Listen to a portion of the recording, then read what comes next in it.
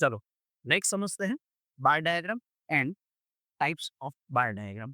First of all आपको bar diagram की definition याद रखनी है, एकदम ईज़ी है, लेकिन उसके जो वर्ड्स हैं वो याद रखना। A bar diagram shows a distribution of the value.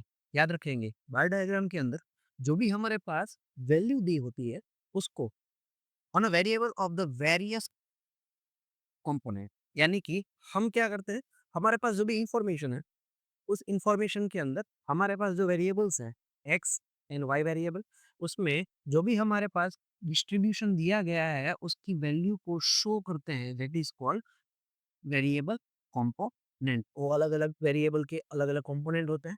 जैसे कि एग्जांपल समझाएँ हम, फॉर एग्जांपल लिटरेसी रेट है। In our country is a various year और literacy rate among the female and male in the particular year. यहाँ पे ये समझाना चाह रहा है कि आप बार डायग्राम क्यों यूज़ करोगे? क्योंकि कई बार क्या होता है, कंपैरिज़न भी समझानी होती है। यहाँ पे एग्जांपल लिया है कि लिटरेसी रेट हमें शो करना है, तो हम लिटरेसी रेट शो करने के लिए ऑब्वियसली बार यूज़ करेंगे। एग्जांपल के तौर पे हम इस तरह से एक्स और वाई शो करेंगे।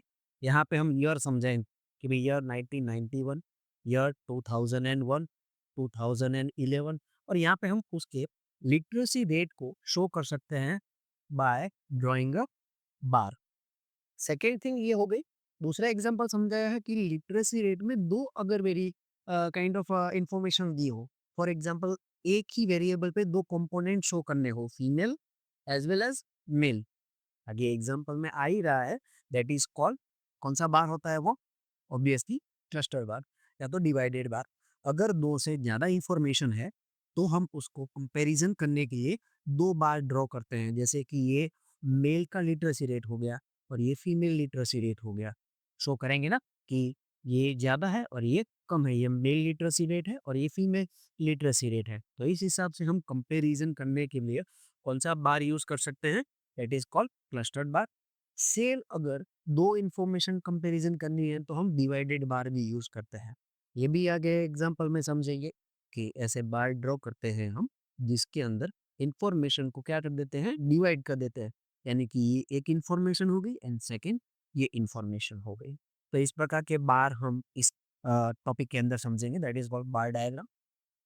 मेन पॉइंट ये है कि वर्टिकल या तो हॉरिजॉन्टल, जनरली हमने अभी तक ज़्यादातर जो बार देखे हैं वो कैसे होते हैं? ऑब्वियसली वर्टिकल या हॉरिजॉन्टल दोनों देखे होंगे आपने, लेकिन आपने क्रिकेट के अंदर देखा होगा कि मैचेस के अंदर है ना, ओवर के बाद इस तरह से एक स्टैटिस्टिक इन्फॉर्मेशन आता है, जिसके अंदर ऐसे बार होते हैं, ठीक है? अभी हमने जो ड्रॉ किया था, वो ऐसे सीधे बार थे, इस तरह से ऐसे ड्रॉ करते हैं, ठीक है? वर्टिकल फॉर्म में, लेकिन कई बार ऐसे हॉरिजॉन्टल फॉर्म में भी हम बार ड्रॉ कर सकते हैं। तो bar is drawn for each value of the variable, उस वेरिएबल की वैल्यू के हिसाब से ड्रॉ करेंगे। A separate bar is draw for each section. खास याद रखें कि हम ये जो बार ड्रॉ कर रहे हैं, वो ईच सेक्शन के लिए है। एग्जाम्पल के तौर पे हमें यहाँ पे एक डेटा दिया गया है, तो उस डेटा के अंदर हमारे पास ये मान लो कि यहाँ पे लिटरेसी रेट दिया गया है और यहाँ पे ईयर्स दिए गए हैं। तो यहाँ पे एक ईयर था 1991, 2001 और यहाँ पे लिटरेसी रेट था 68, यहाँ पे लिटरेसी रेट था 78। तो ये जो हुआ वो एक पर्टिकुलर सेक्शन हुआ।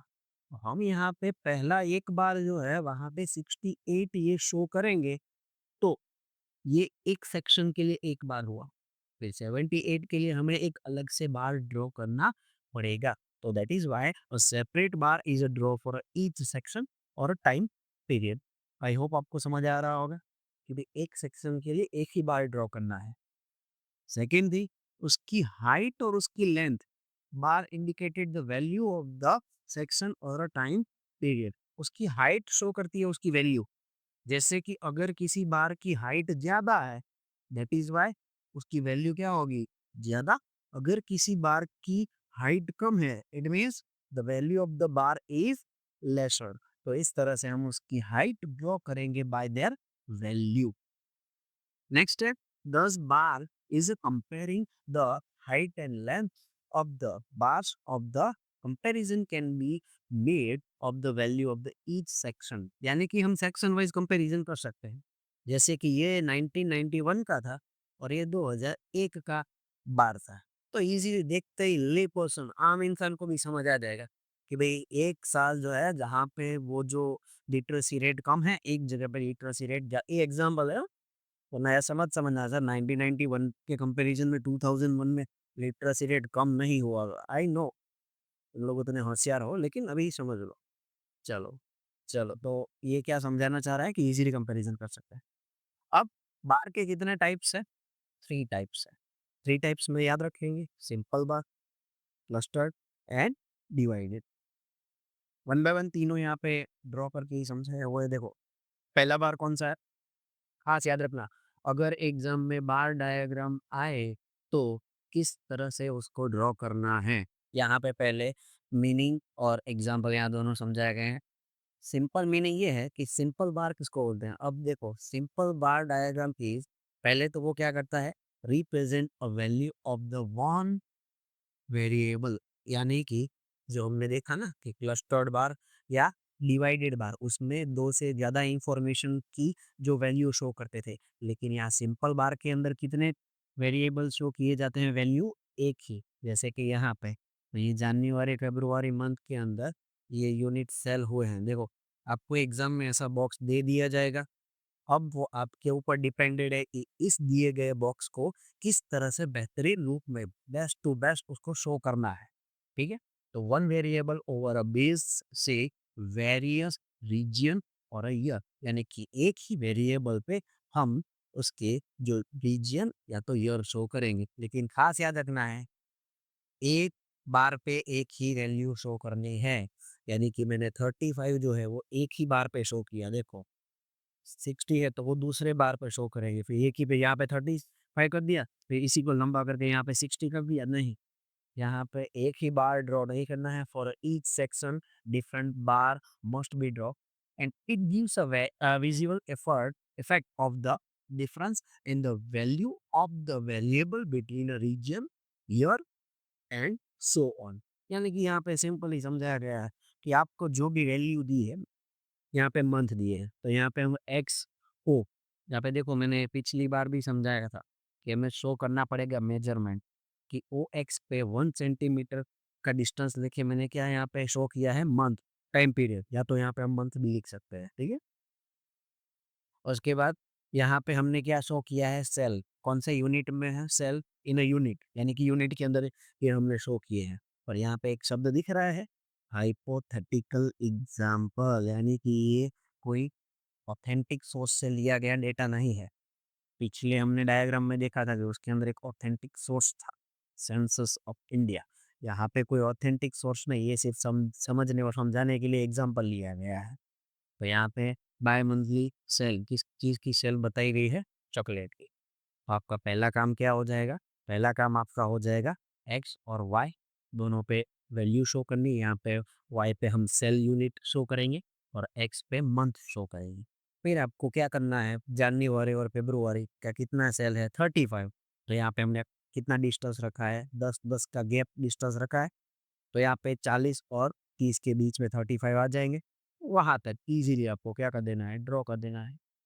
बेटा ये 5 मार्क्स इजीली आ सकते हैं। तो खास मैं तो बोलता हूँ अपनी टेक्स्ट बुक के अंदर ये जितने भी एग्जाम्पल है ना वो एक बार नोटबुक के अंदर बिना देखे आपको ड्रॉ करना है। उस टाइम पे सिर्फ ये टेबल लिख के बैठ जाने का, ये खुद ड्रॉ करने का। और यहाँ पे देखो, यहाँ पे अंदर शेडिंग करके कलर भी शो किया है कि ये black colour cell in a unit. आप बोलोगे कि सर इसमें एक ही तो बार है, तो ये कलर करने की क्या ज़रूरत है? बेटा पेशेंस। आगे हम समझेंगे ना कि क्लस्टर्ड बार तो वहाँ पे एक के बाजू में दूसरा भी होगा, ऐसे तीसरा भी होगा।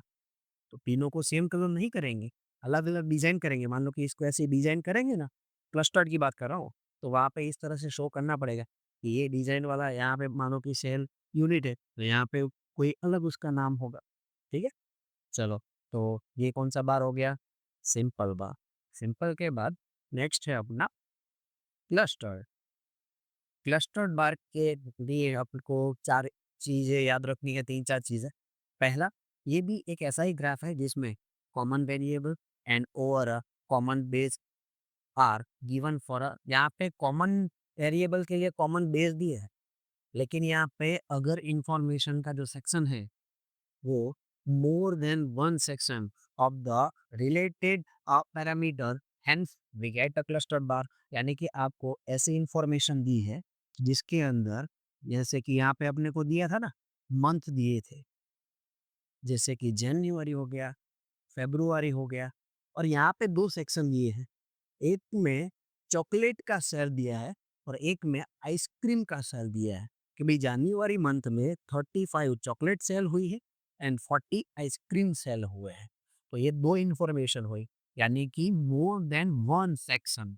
एक वेरिएबल पे एक से ज्यादा सेक्शन शो करने पड़ेंगे। एक चीज तो अपने को पता है कि सर एक्स वेरिएबल है ना, उसके ऊपर तो हम मंथ ही शो करेंगे, जनवरी, फेब्रुआरी। लेकिन ये वाई वेरिएबल है, उसके ऊपर दो कैसे शो कर सकते हैं?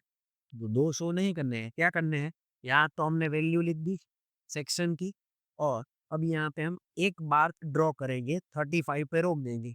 वो किसका बार हो गया? चॉकलेट का। तो चॉकलेट के लिए हम यहाँ पे शो कर देंगे कि भाई ऐसे हमने जो डार्क कलर कर रखा है तो वो चॉकलेट है, और जिसके अंदर ऐसे लाइन कर रखी है तो वो हमारा आइसक्रीम है। तो हम यहाँ पे दूसरा बार 40 पे जाएंगे और 40 तक ड्रॉ करेंगे और उसको भी ऐसे शो कर देंगे, और दोनों को अलग करने के लिए ऐसे लाइन, और इसके अंदर पूरा ऐसे कलर, जिससे दो बार दिखेंगे और अपने को समझ आ जाएगा। यानी कि इसके डिफाइन इजीली आपको याद रहेगी। देखो कि कॉमन वेरिएबल के ऊपर मोर देन वन सेक्शन शो करना हो, parameter, hence we get a clustered bar for the same variable over a various base value. And for example, base is a time period and variable is a literacy level, and its value are uh, expressed for the two category। यानी कि एक से ज्यादा category show करनी हो, जैसे female and male, for the one time, एक ही टाइम पे एक से ज्यादा चीजें शो करनी हो, तो टू बार और शोइंग लिटरेसी रेट, यानी कि या जैसे एग्जांपल हमने किसका लिया था, सेल यूनिट का, उसी तरह से लिटरेसी रेट का लिया जाए, तो लिटरेसी रेट में भी दोनों बार ऐसे बाजू-बाजू में शो कर देने के कि भई ये फीमेल लिटरेसी रेट है और ये मेल लिटरेसी रेट है, ठीक है?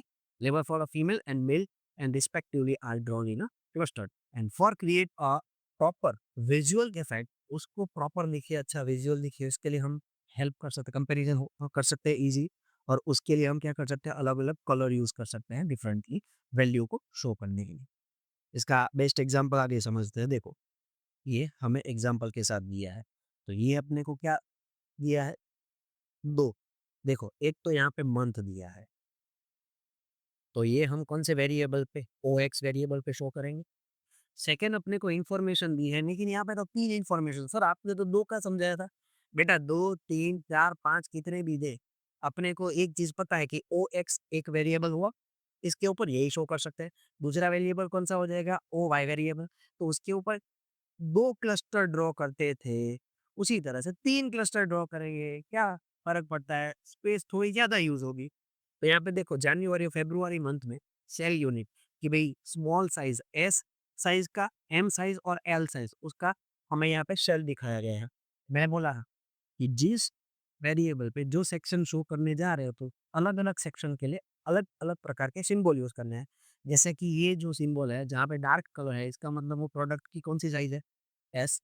जहाँ पे इस तरह की लाइन है, दैट इज़ कॉल्ड एम, और जहाँ पे इस तरह की लाइन है, that is called L size. तो यहाँ पे अब अपने को दिख रहा है कि भई जनवरी मंथ में स्मॉल साइज़ का सेलिंग कितना हुआ? 30, मीडियम साइज़ का सेलिंग कितना हुआ? 15, एंड लार्ज स्केल यानी कि लार्ज साइज़ का सेल कितना हुआ? 25। तो ये दैट इज़ कॉल्ड क्लस्टर्ड बार। तो आपको अगर 2 से ज़्यादा इन्फॉर्मेशन एक ही वेरिएबल की दी है, तो उसके लिए आप कौन-सा यूज़ कर सकते हैं? क्लस्टर्ड बार। आई होप आपको समझ आ रहा होगा। फिर से बोल रहा हूँ, इस प्रकार से बार का एग्ज़ाम्पल अगर 5 मार्क्स में पूछे, तो पहले उसको रीड करना कि सिंपल बार दिया है, क्लस्टर बार दिया है। अब आपको थोड़ा डाउट तब होगा जब हम थर्ड इसका एग्ज़ाम्पल समझेंगे, थर्ड टाइप समझेंगे। थर्ड टाइप है हमारा डिवाइडेड बार, क्योंकि डिवाइडेड और क्लस्टर्ड में आपको थोड़ी-सी कन्फ्यूज़न होगी कि सर कौन-सा ड्रॉ करें? ईज़ी है, देख लो। डिवाइडेड बार डायग्राम के अंदर, in such a diagram, every single value of the variable has sub-categorized and hence we get a division। यहाँ पे याद रखना, हमें जो भी इन्फॉर्मेशन दी है, उस इन्फॉर्मेशन को हमें डिवाइड करना है।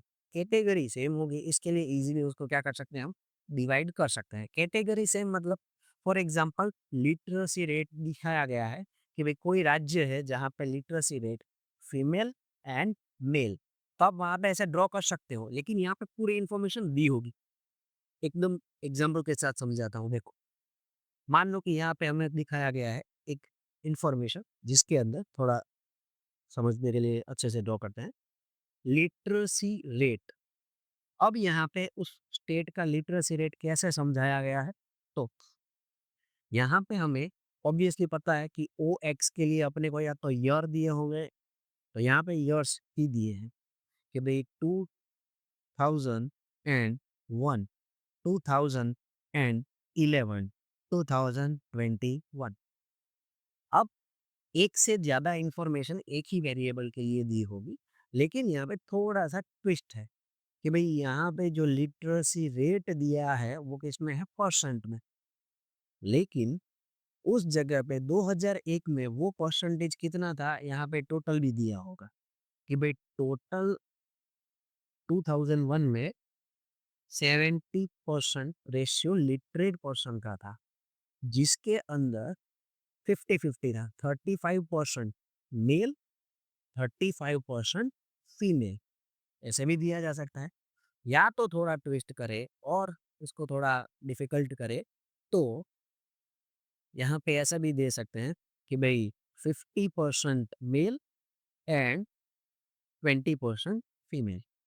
अब देखो, देखते ही थोड़ा डर लगेगा कि सर ऐसी चीज़ को कैसे हम, और यहाँ पे थोड़ा बढ़ गया चलो, यहाँ पे 85 हो गया और यहाँ पे तो 100% हो गया, बहुत पढ़ लिख रहे हैं इसलिए। तो यहाँ पे ये 70 और ये 30 हो गया, यहाँ पे ये 80 और ये 20 हो गया। अब इसको कैसे शो करेंगे? तो देखो, सिंपल ही है, कोई डिफिकल्ट नहीं है।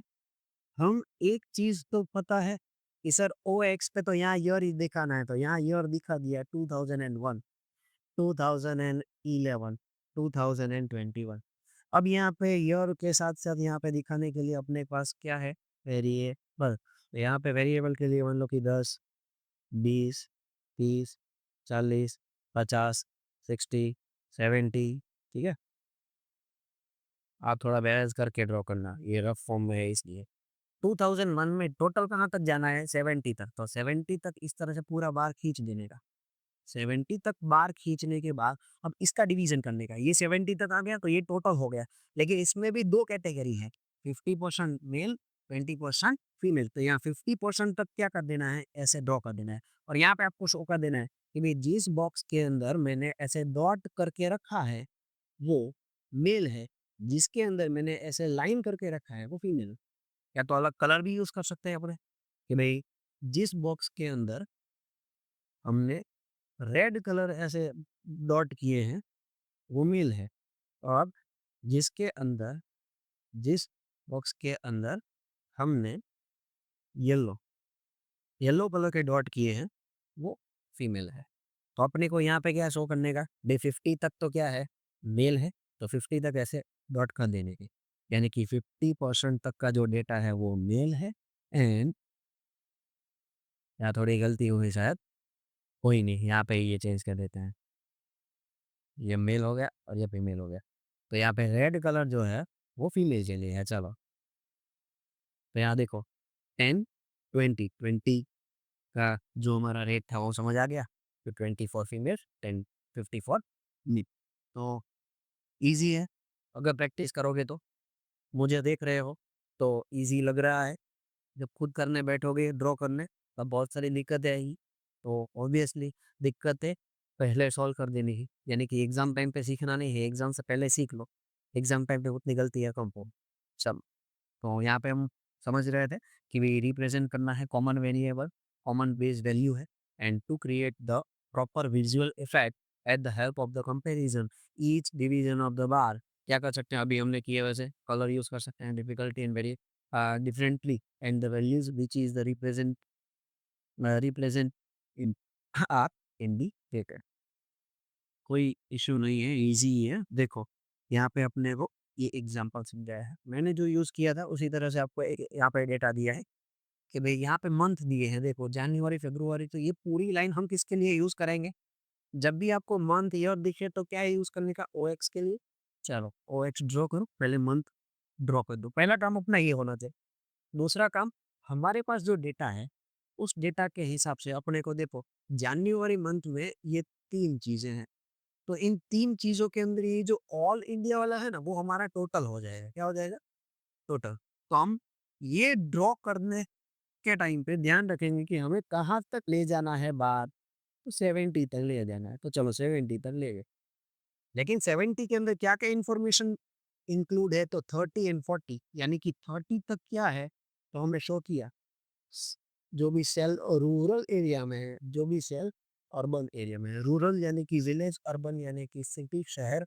यहाँ पे टोटल सेलिंग 70 हुआ है, जिसके अंदर गाँव के अंदर 30 यूनिट और शहर के अंदर 40 यूनिट सेल हुए हैं। वाई के ऊपर ऑब्वियसली हम यहाँ शो करते हैं कि सेल इन यूनिट। यहाँ पे हमने क्या शो किया? मंथ। ईज़ी है, समझ आ गया? चलो उसी तरह से मार्च और अप्रैल में 35 एंड 80 टोटल 115 तो इसका बार टोटल तक कहाँ तक जाएगा? 115 तक। 115 में 35 पे रुक जाना है, क्या?